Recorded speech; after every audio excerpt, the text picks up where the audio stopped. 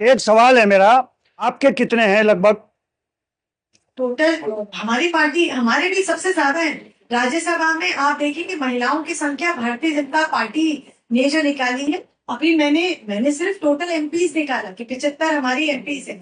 लेकिन अगर party wise निकालेंगे तो जरूर देख लेंगे, उसमें भी भारतीय जनता पार्टी ही नंबर 1 है। चलिए, अच्छी बात है, आप नंबर 1 है। लेकिन जब भी देश में महिला अपराध होता है, जघन्य अपराध होते हैं, दुष्कर्म जैसे अपराध होते हैं, तो कोई भी आपकी पार्टी की महिला सांसद संसद में ये बात नहीं उठाती है।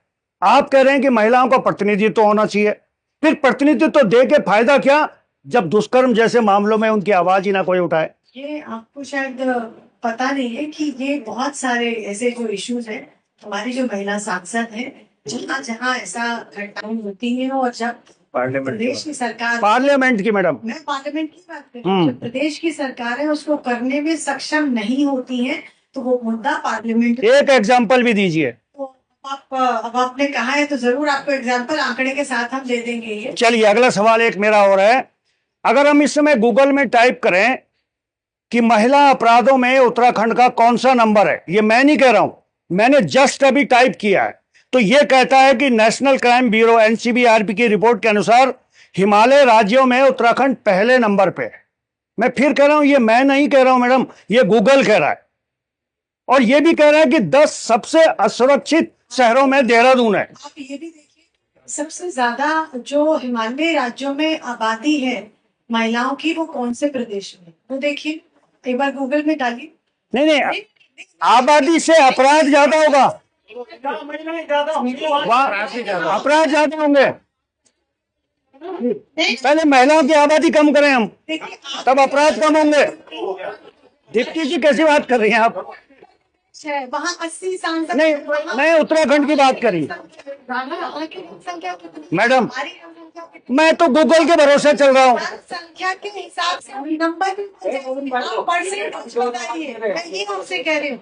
अगर जहाँ की जनसंख्या ज्यादा है नंबर तो ज्यादा ही रहेगा, ये तो स्वाभाविक है। तो हम कम कर दें महिलाओं को अपने यहाँ?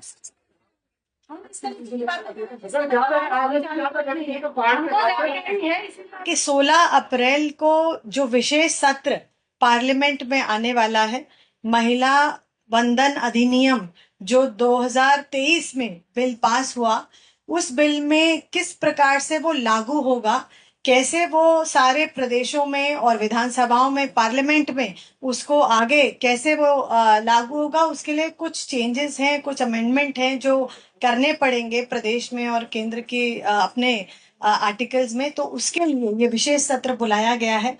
मुझे लगता है कि ये एक बहुत ही देश की जो आधी आबादी है, जो आधी मैं कहूंगी कि हमारी वोटर अगर हैं तो वो महिला हैं। अगर हम पूरे देश में देखें तो लगभग हमारे पास बहुत सारा एक नंबर है, और एक मैं कहूंगी कि हमारे पास 47 करोड़ जो है ना, इतनी महिला वोटर है। और जो इंडिया का जो इलेक्टोरेट अगर हम देखेंगे तो 48.62% जो है वो महिला वोटर है, यानी लगभग आधी जो वोटर है वो भी महिला है। यानी जो हमारी डेमोक्रेसी है उसका जो हिस्सा है उसमें केवल वोट देने का काम महिला का नहीं होना चाहिए, उसको उसमें कैसे प्रतिनिधित्व करना चाहिए, उसके लिए एक बहुत बड़ा बदलाव होने जा रहा है।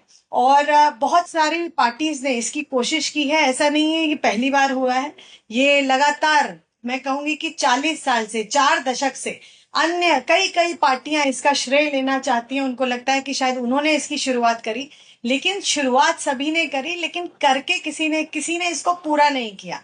सभी ने कहा कि हाँ हम करेंगे, कहा कि जरूर होना चाहिए और हम चाहते हैं होना, लेकिन करके किसी ने नहीं दिखाया। तो करके अगर किसी ने दिखाया, अगर सचमुच महिलाओं को प्रतिनिधि बनाना है, उनको अगर उनकी जो नीतियां हैं वो स्वयं अगर वो निर्धारण करें, उसके लिए अगर महिलाओं को अगर आगे बढ़ाने का काम है तो वो मोदी जी ने किया है।